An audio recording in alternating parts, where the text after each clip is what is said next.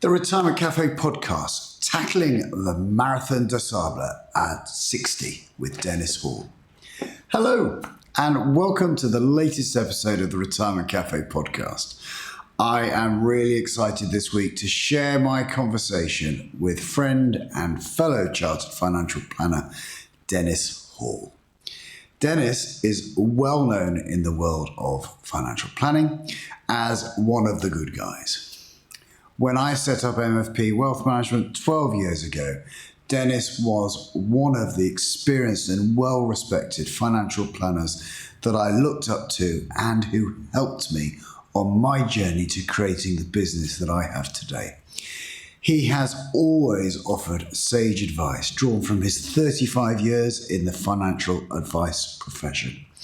But Dennis hasn't always been in financial services. He started his career in the Royal Marines before joining the financial services profession and ultimately setting up multi-award-winning Yellowtail Financial Planning in 2006. Maybe his spell in the Marines is what drives him to take on new challenges, most notably the infamous Marathon des Sables, a 250-kilometre epic run through the Sahara. Dennis is also a published author and often quoted in the consumer and professional press. In our conversation, Dennis shares his personal story and why he embarked on a hot, deadly run across the vast Sahara Desert for a second time at the age of 60 in October this year. I hope you enjoy my conversation with Dennis as much as I enjoyed chatting with him. Welcome to the podcast, Dennis Hall. And thank you for having me. I've been waiting a long time. Dennis, it's fantastic to see you because I've been following your kind of endeavours closely and your, unbelievable endeavours that you've been doing. We are Strava friends. We do follow our endurance efforts. We do. But, you know, we've so Dennis, just for those who don't know you, I mean, you're a financial planner, you were, hugely helpful to me when I was starting out in my kind of career. We go back to the old days of the Institute of Financial Planning. You got financial planning very early on, and I remember talking to the likes of you and a few other well experienced financial planners and saying, so how do we really do this well? And you gave me lots of tips and tricks and spent some very generous time helping me out before I started my own business. So Dennis, you're obviously a financial planner because I've just introduced you that, but you've got much more of a backstory. Tell me how did you get there? Tell me a little bit about your business now, and then we'll move into your recent pursuits a little bit later. Well, yeah, I've been giving the financial advice in that sector for about 35 years, which is the career I took up after leaving the Royal Marines. And back then, it was very different to how it was now. It was all about going to see people and selling products, and not a kind of thing I was very comfortable with. So I wasn't particularly successful.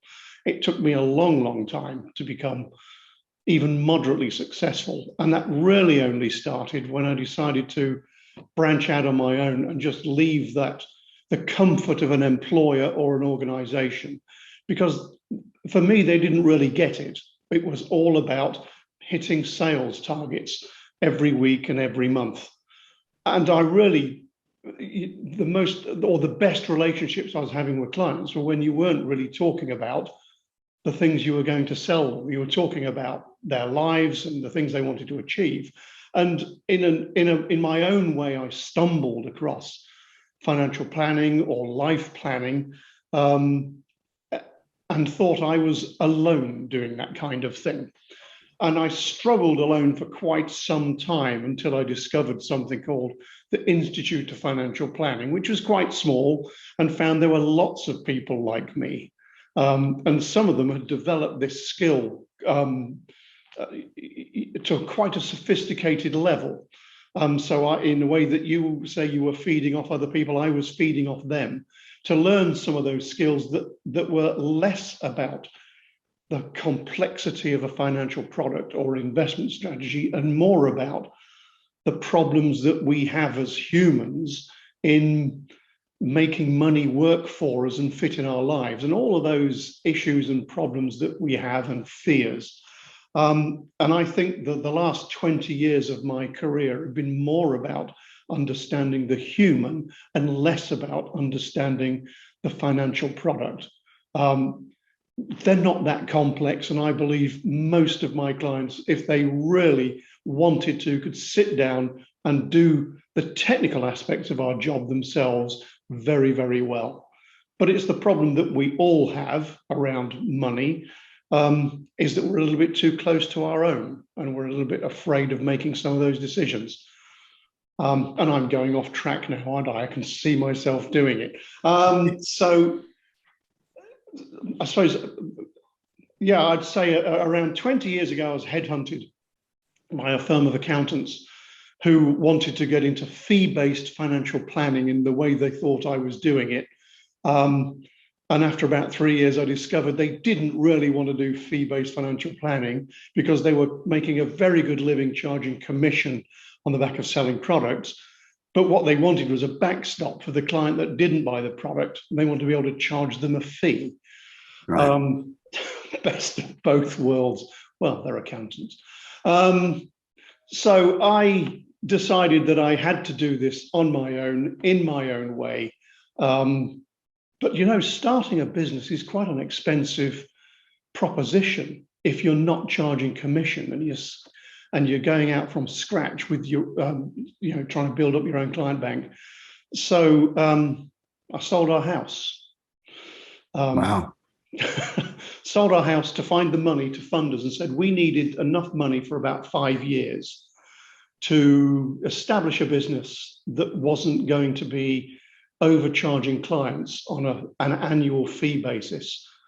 And whilst we had the financial stability from selling the house at the top of the market, I might add,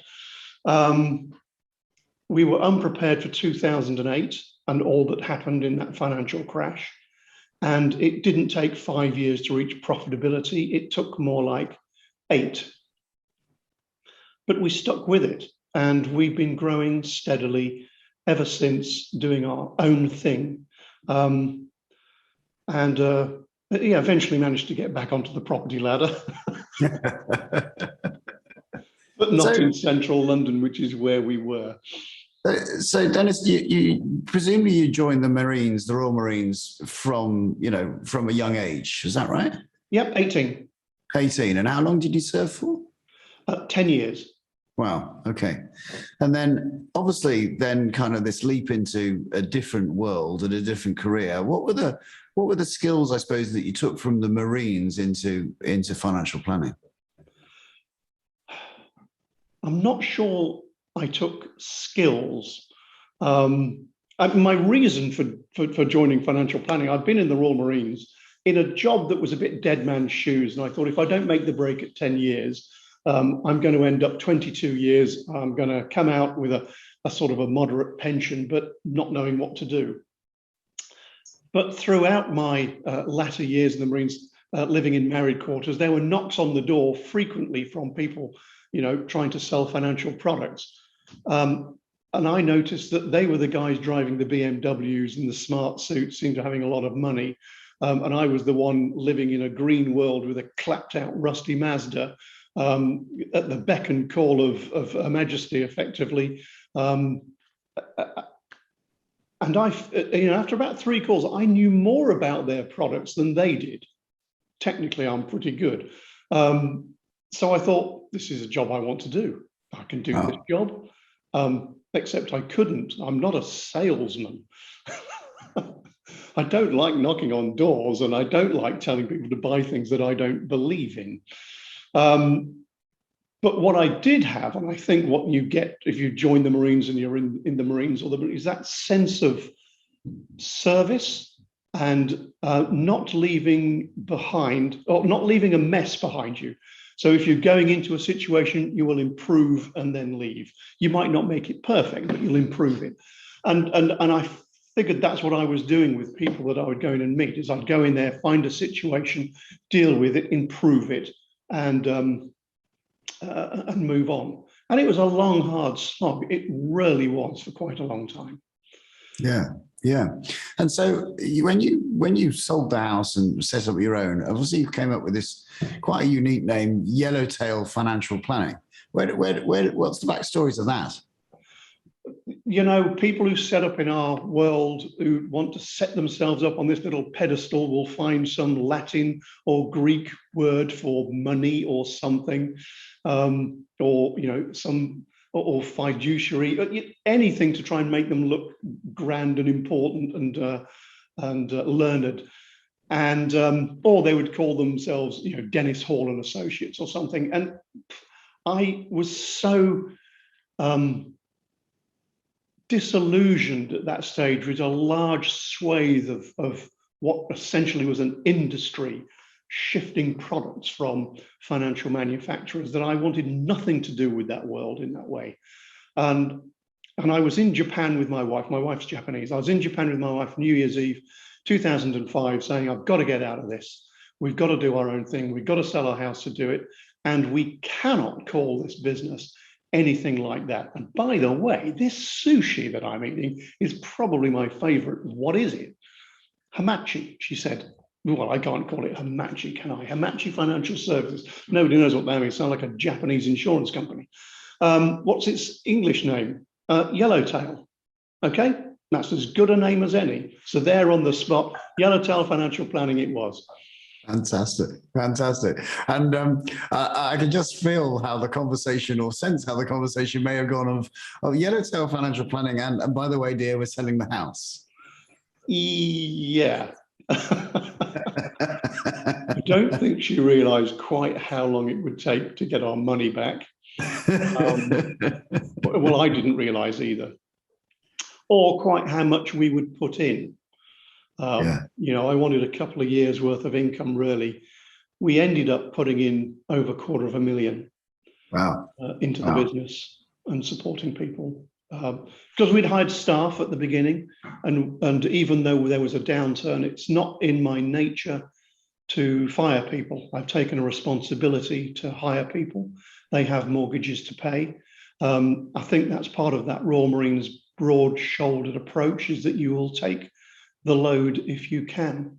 So I did. I mean, I'm not a businessman. I'll look at it like that. If I was a ruthless businessman, I would have cut some of those costs quite early. Yeah. I'm dealing with people. Absolutely. Absolutely. So Dennis, obviously we're on the Retirement Cafe podcast, and I think you're getting close to 60. Is that right? I'm 62. You're 62. Something further away. Good man. And you're obviously still running a successful financial planning business. You've just undertaken the Marathon des Sables. And we're going to come to that in a second, but and we'll discuss that more in the future. But I'm kind of feeling that retirement's not that close on the horizon to you at the moment. Not really. I'm still learning in my job. I'd like to change aspects of what I do and maybe take a little bit more time out. But I think financial services around the world, but specifically in the UK, is in the midst of a great change, both in the way we interact with the consumers of financial services and the people that want advice, as well as the automation that can be created through technology. And I still think that I can be useful here. I'm enjoying it. It gives me a sense of purpose, and I think that sense of purpose keeps me feeling younger than perhaps I am. And I have no intention of disappearing. If I can still be useful, I can still serve people, and I can still be learning, I will be doing this when I'm 80. Brilliant. No, I mean, I come from sing from the same hymn book, to be honest. I think we're very fortunate that if our health is still with us, we can continue serving clients for a long period of time, well into our, I've mentioned before, but my old boss Martin is in his mid-80s, and he still goes in at 8 o'clock and finishes at midday nowadays to his business, and Yeah. thoroughly enjoys it. And he's got a great team of people there who do probably the majority of the heavy lifting, but yeah, I think it still definitely keeps him young and connected, and he enjoys serving his clients. So we're very fortunate that we can do this throughout what is determined to be our retirement years. Yes. I've seen too many people, particularly as a younger man, where people would retire without a sense of purpose or things to do, who would rapidly wither on the vine. I think perhaps less so these days, as there are more activities and there's more connectivity for people. But if you've spent a life working hard and probably not building up things to do outside of that life, and you're forced to retire, which a lot of people are, I find, through the people I talk to, that's incredibly hard. Yeah. So I don't want to go there. No.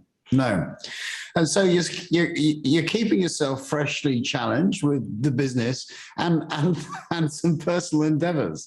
And notably, obviously, literally hot off the press, you've just returned from the desert, from the Sahara Desert. I have. It was not a great experience this time around. Tell us the backstory to it, and then what it's about, and for people who may have no idea, and fill in the blanks for us. So this was the 35th edition of something called the Marathon des Sables, organised by a Frenchman called Patrick Barr, who I believe got lost in the Sahara a while, but had an epiphany and wanted to bring that epiphany to the world. So created this desert marathon, but it isn't a marathon. It's a 7-day, 250-kilometer self-sufficient trek across a part of the Sahara between Morocco and Algeria. So I heard of this. In an odd way, the numbers aligned for me. I was 40, it was the year 2000, and it was the 15th edition of the Marathon des Sables, and I'd heard about it. I can't remember who from, but I'd heard about it and thought, I want to do this. And I'm a former Royal Marine. This ought to be well within my capabilities, despite being 40. And I went out to Morocco. I kind of trained for it. I trained for it by going off alcohol, if I remember, and drinking copious amounts of Red Bull, which we now know is not a great idea. But Red Bull back in 2000 was a health drink. So I got out to Morocco. I had, from my memory, good times. So much so that for the following 10 years, I visited Morocco every year for a holiday. I like the people, I like the environment, I love the food, and I would take my partner with me for a little trek into the desert for a couple of days. They would be sat on a camel, but I'd be walking beside. Thoroughly enjoyed it. And I said to myself, I'm going to do this when I'm 60. It'll be the year 2020 and it'll be the 35th. In an odd way, those numbers beginning to align again, for me at least. And so I applied. Just coming back, just for a second, excuse me interrupting. So 250 kilometers, I mean, in kind of old money, 155 miles, I think. Something like that. Roughly just under a marathon a day. So that's just the context here. A marathon a day over mostly sand, I think. Sand or dried up waddies, stony underfoot. And this is not just flat sand all the time. This is undulating sand. I mean, I don't know what kind of heights you reach on a daily basis, but you can sure fill in that. And then presumably at a horrendous temperature. I mean, it's a desert for a reason. It is. And not only that, you're carrying your own kit. I don't know. You can tell us how much. So 155 mile. Carrying your own kit in horrendous temperature. This is no London marathon, is it? No, it's not. No, it's not. But I'll have to tell you, the first year I did it, there was a famous London taxi driver who used to do marathons in a Roger Rabbit suit. And the year I did it in 2000, he turned up to the marathon in a Roger Rabbit suit. And hats off to the guy, he completed it, albeit he took the head off. But the guy was dead every night. The relentless heat. And I think that year the temperatures were averaging in their mid-30s. Right. This year, because it's normally done in April and you have cool nights and warm days. Okay. Because of COVID, it didn't happen in 2020 April, nor October 2020, nor April 2021, but it did happen this October. We flew out on the 1st. It has been the hottest October they've experienced for a long time. We were running in temperatures in the mid-50s. In fact, one runner recorded a temperature in the Erg Chebi sand dunes of 59 degrees. Wow. And you're carrying about 10 kilograms of your food for the period, sleeping bag, survival equipment, cooking equipment, safety equipment, and water. Water is pretty heavy stuff, and you're carrying between 1.5 and 3 liters of that stuff at a time. But there we were. We got there and we set off, and all a bit apprehensive on the first morning. But off we go on a shuffle, a little bit of running and jogging, and thinking this isn't so bad. We've got about 13 kilometers to the first checkpoint where we'll be able to refresh water. And I turned up at the first checkpoint feeling pretty good. I wasn't going to push myself. I was mid-pack. My intention was to try and run jog all the way around, which is what I'd done 21 years before, and like a lot of people. And then I think, who is it? Tyson says everyone has a plan until you're punched in the face. Well, the punch in the face that we received en masse were 50+ degree temperatures, which knocked a lot of people out, but also a diarrhea and vomiting bug, which went around the camp very quickly. And about 48% of the people had to drop out through dehydration over the course of essentially 3 days. Right. And quite how 50% of the runners didn't get it, I don't know. That's luck of the draw. But we had normally they would lose maybe 5-8% of runners who were maybe not prepared, a little bit of dehydration. They lost that in the first day and a half. By the end of day 3, as I say, 48% of people had to withdraw, as had about 30% of the medical and support staff. A disaster in that respect. And I don't know what you could have done. I mean, we were taking every precaution because of COVID, face masks, hand sanitization and everything. So, how this bug got through that screening, I don't know, but it took out a lot of people. But interestingly, as the bad news was going up, so was the sponsorship, as people were seeing just how difficult this was. I was raising money for the Royal Marines charity, and I think I picked up probably another £1,000 just by tweeting, "Oh my God, I'm dying," or words to that effect. I couldn't keep food down. Over 3 days of consuming about 5,000 calories in energy, plus the normal 2,000 sort of metabolic rate. So I'd probably needed, I needed all the calories I had taken, but I couldn't consume them. I managed to consume and keep down about 2,000 calories across 3 days through all that activity. And my perspiration was smelling of ammonia. And I came back because I had never had that experience before and looked that up. And it seems that if your perspiration smells of ammonia, it's because there's too much of it in the body. It's not being able to get rid of it. But that's a byproduct of the body. Instead of burning carbohydrates for energy, it's burning protein. And where it gets that protein from is muscle mass. So I was eating myself. So 3.5 kilograms I thought I'd lost and was hoping was fat. Wasn't. There we are. So 3 days, how far had you covered? About 102 kilometers. Wow. In 50 plus degree temperatures. Yeah. And not knowing that for the first couple of days, not knowing that I'd got a diarrhea and vomiting bug. I thought that at checkpoint 1, I'd probably consumed a little too much water.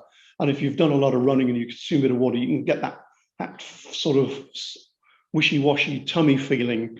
But it wasn't that. It was I hadn't consumed too much water. My body was reacting to the first wave of that bug going through me. Wow. Partway through day 1, I sat down and thought, I'm going to end this now.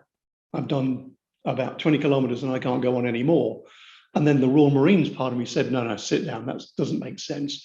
If you've taken on too much water, just lay down for a little while, let the body get rid of it.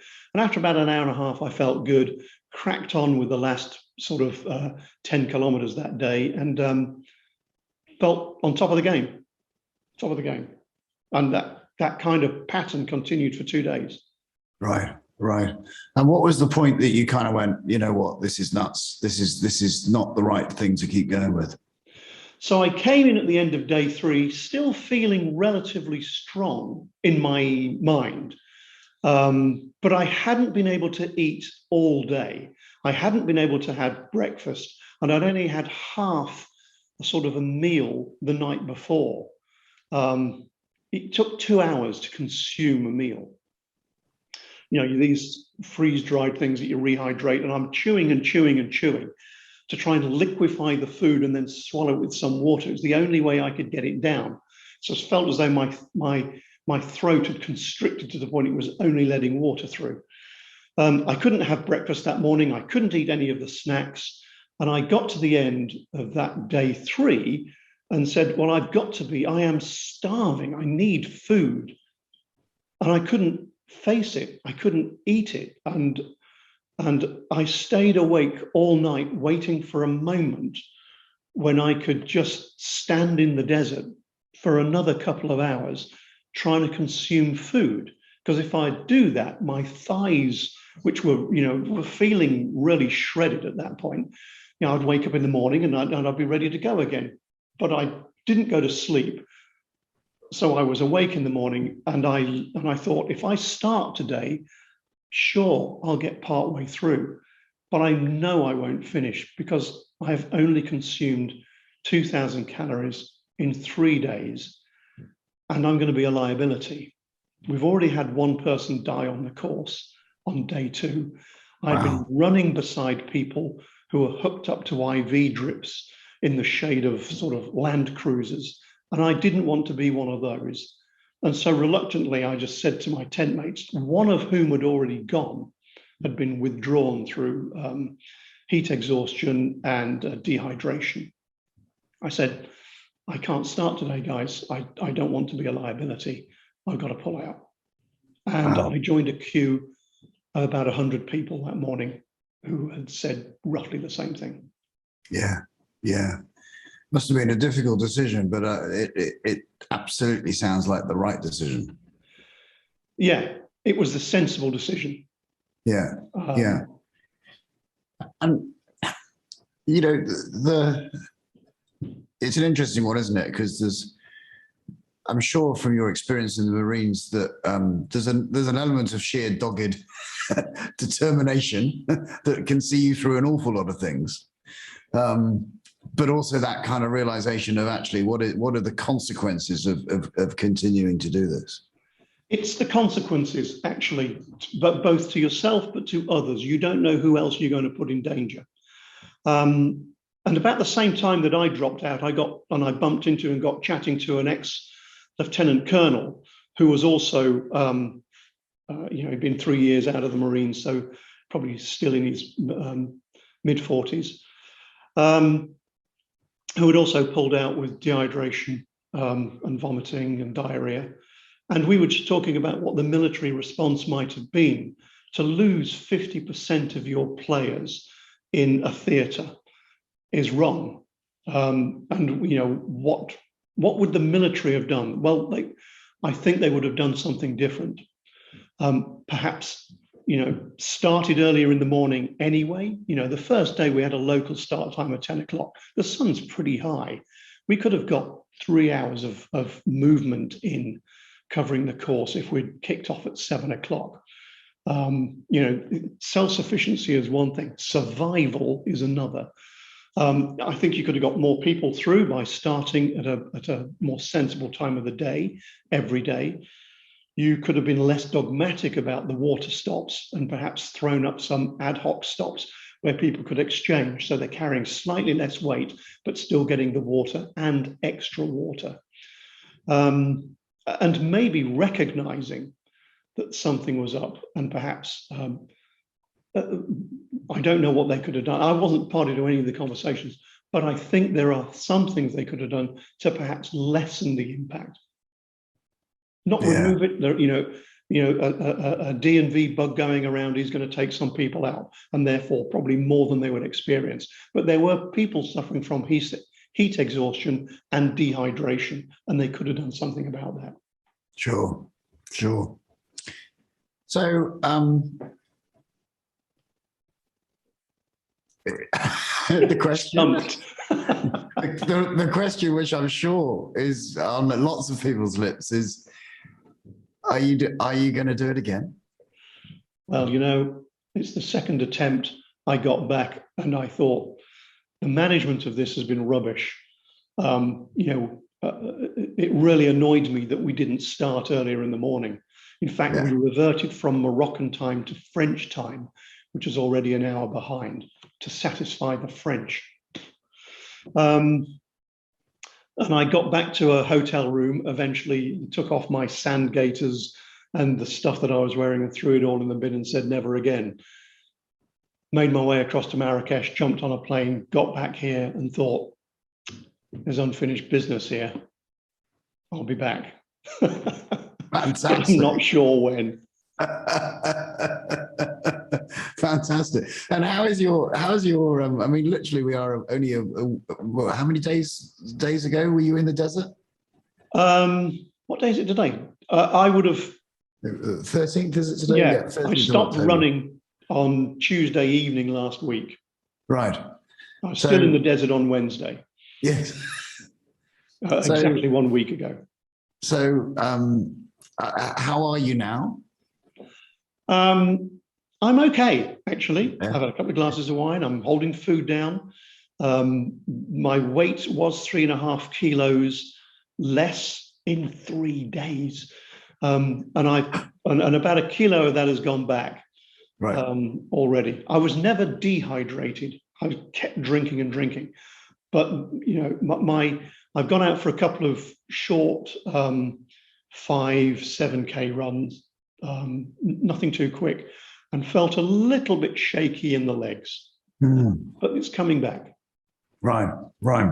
And obviously you've got a good strong base, I suppose, to build upon for your next time.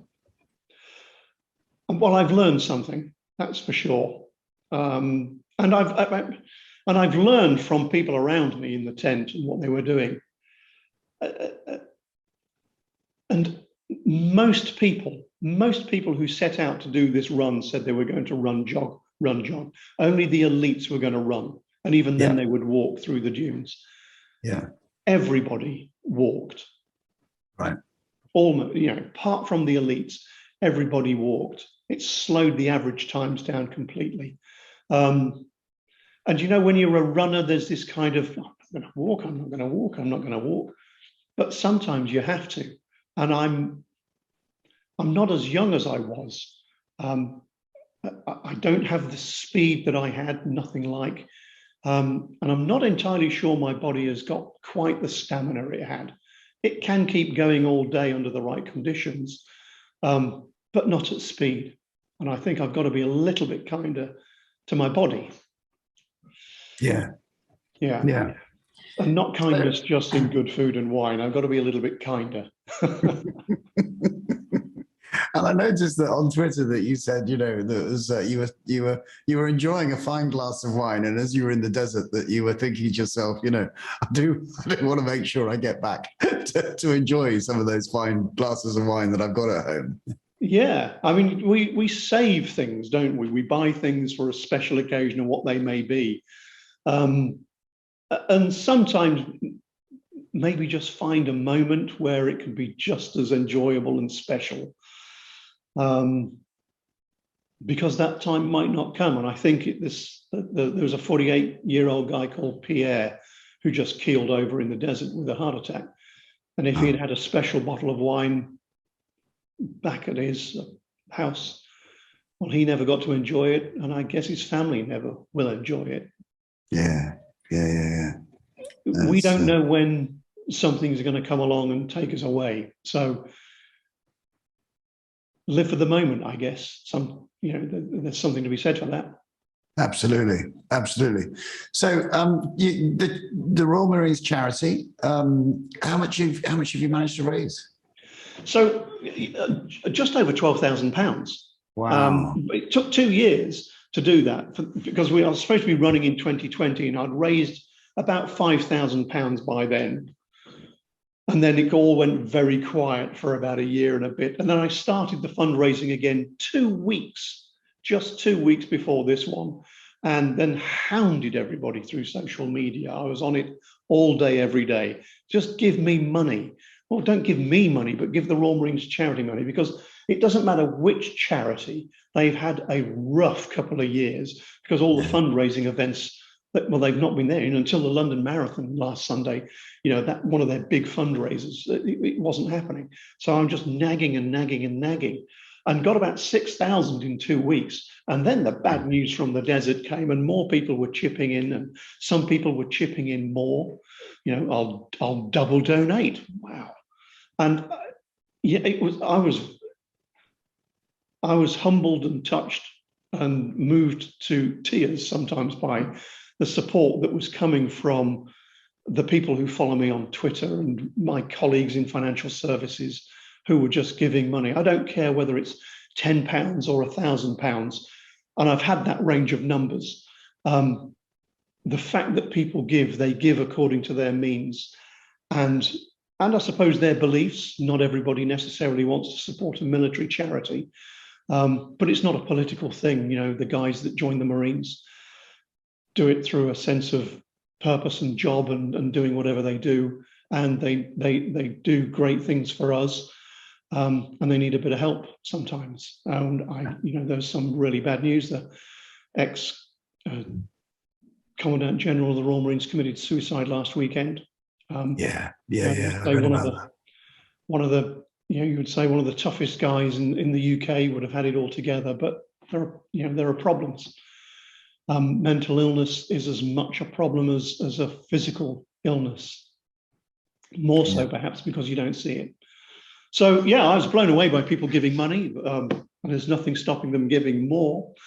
No, and we will put we'll put the links in the notes for the podcast if anyone wants to add to Dennis's amazing total of £12,000 and to make that even larger for a very beneficial cause, then please do so.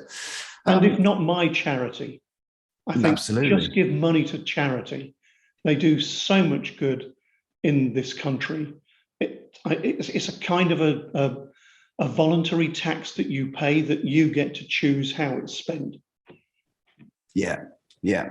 And of course, one of the things I often talk about is that, especially as financial advisors, financial planners, we're often very conscious about how people spend their money, whether it's gifts to charity or their regular shopping bills, etc. But I think we have to also be very conscious about how we spend our time.